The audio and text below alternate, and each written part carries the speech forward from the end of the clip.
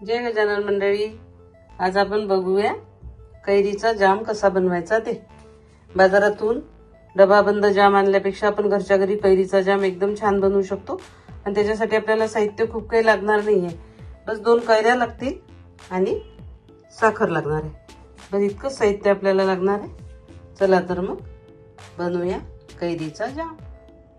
या प्रकारे सोलून घेतली आपण कैरी। 2 कैऱ्या घेतल्या आहेत आपण, तर जेवढ्या कैऱ्या घेतल्या तेवढ्या साखर घ्यायचं आहे जामला, म्हणजे तंतोतंत होतो तो। या प्रकारे सोलून घेतली। आता याचे तुकडे करून घेऊया। आता आपण कैरी अशी चिरून घेतली आहे। याची की असे एकसारखे काप आले पाहिजे असं वगैरे काही नाही, आपण असे वाकडे तिकडे कसे पण याचे काप केले तरी, कारण आपल्याला याचा जामच करायचा आहे ना। साला काढून घ्यायची आणि अशी बारीक चिरून घ्यायची आणि साखर। चला तर मग आता रेसिपीला सुरुवात करूया। असे साखर आणि कैरी असं मिक्स करून घेऊया। आता याला पाणी सुटते थोड्या वेळाने, आणि मग पाणी सुटलं हे गॅसवर ठेवायचं।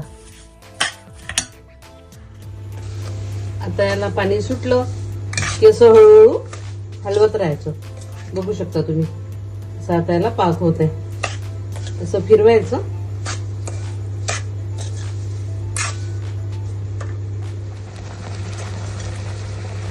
या पद्धतीने आपला आता जाम तयार झालेला आहे। बघा किती सुंदर झाला आहे जाम।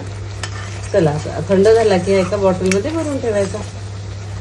आपण साखर आंबा वगैरे करतो त्यात तरी ते किस असे लच्छेमध्ये येतात तोंडामध्ये, तर पोरं खायला नको वाटते त्यांना, पण हा तर अगदी ते बाजाराचा जसा जाम खातात तसाच झालाय ना। ब्रेडला वगैरे लावून, पोळीला लावून तसा पण खा,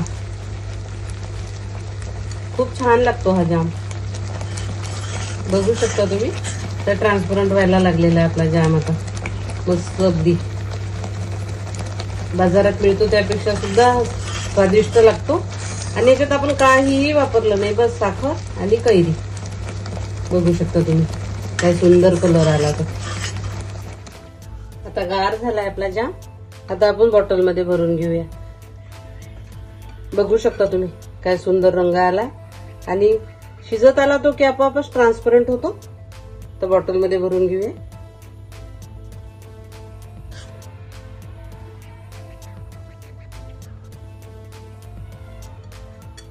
एकदा तुम्ही असा जाम केला की बाजारातून कधी मुलं तुमच्या जाम आणायला सांगणारच नाही तुम्हाला, कारण इतका सुंदर लागतो तो, आणि शिजायला काही फार वेळ लागत नाही त्याला कैरीला।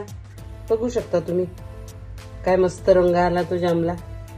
तर या पद्धतीने तुम्ही नक्की जाम करून बघा, आणि कसा वाटला मला कमेंट करून नक्की सांगा।